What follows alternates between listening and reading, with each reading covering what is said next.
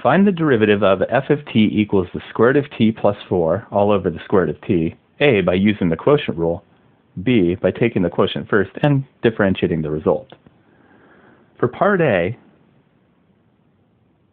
f of t is the quotient, the division, of two expressions, the square root of t plus 4 divided by or over the square root of t.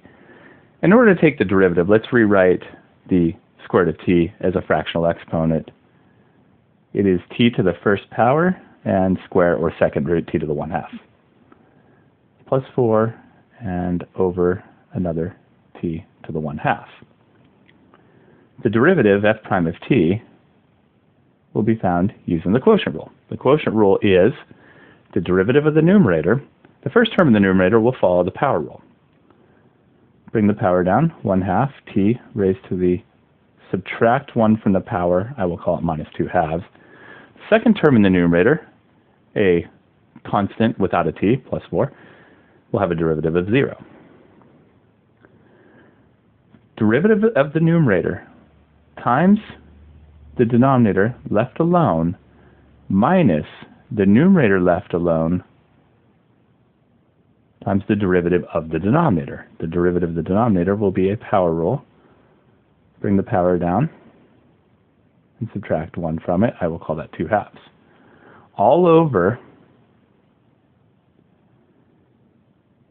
the denominator squared.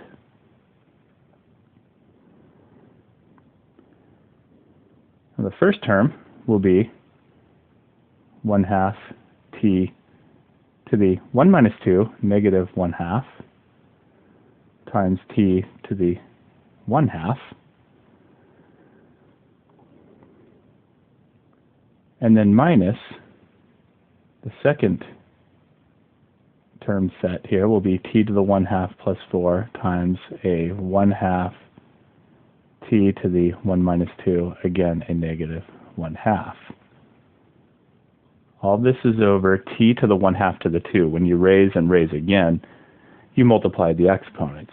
1/2 times 2 will be t to the 2/2.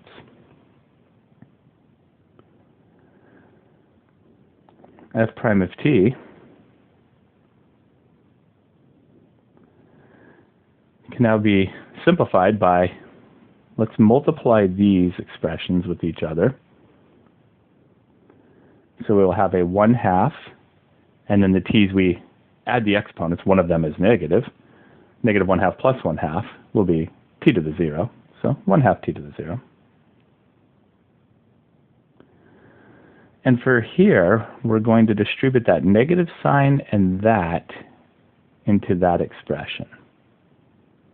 Which will give us two terms altogether. We will multiply times the first term. We will get a negative 1/2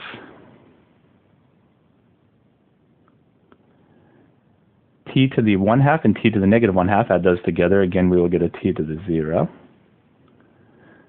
And now we will multiply times the 4. We will have a negative 4 times 1/2, which is a negative 4 over 2.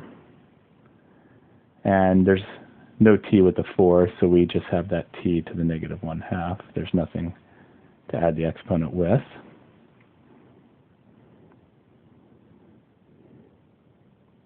All this is divided by t to the 2/2, or t to the 1, or just t.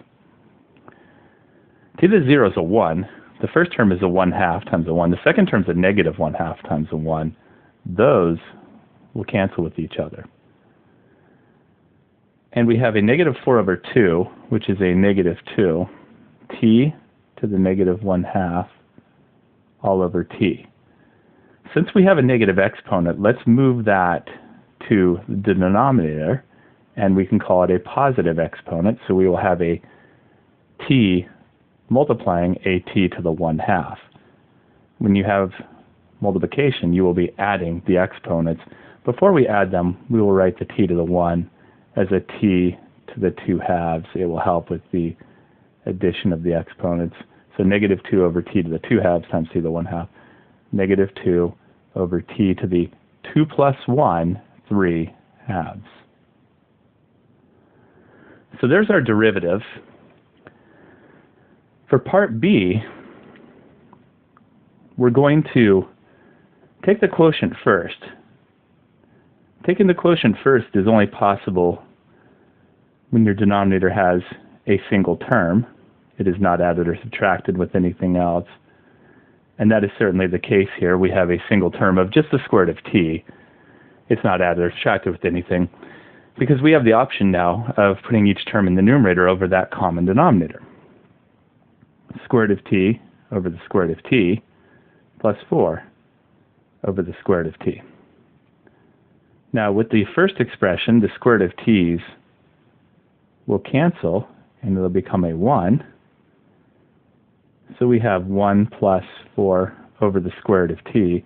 And now let's rewrite the square root of t as first power second root t to the 1/2. One more step, I'm going to rewrite it now by bringing it to the numerator and writing it as a negative exponent, 4t to the negative 1/2. At this point we have two terms that are combined by addition. We can take the derivative of each term separately and combine the results by addition.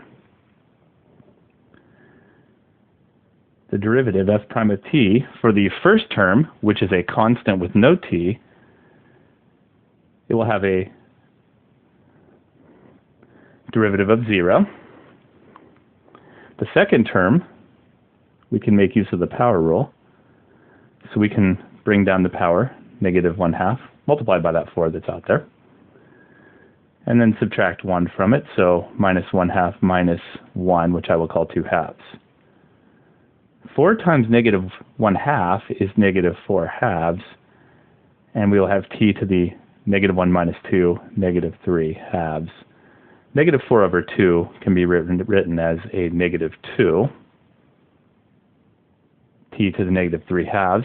Since we have a negative exponent, it can move to the other position, the denominator, and become a positive exponent. And that will give us negative 2 over t to the positive 3/2 in the denominator. And if you look, the result of part B matches exactly the result of part A. There's your derivative.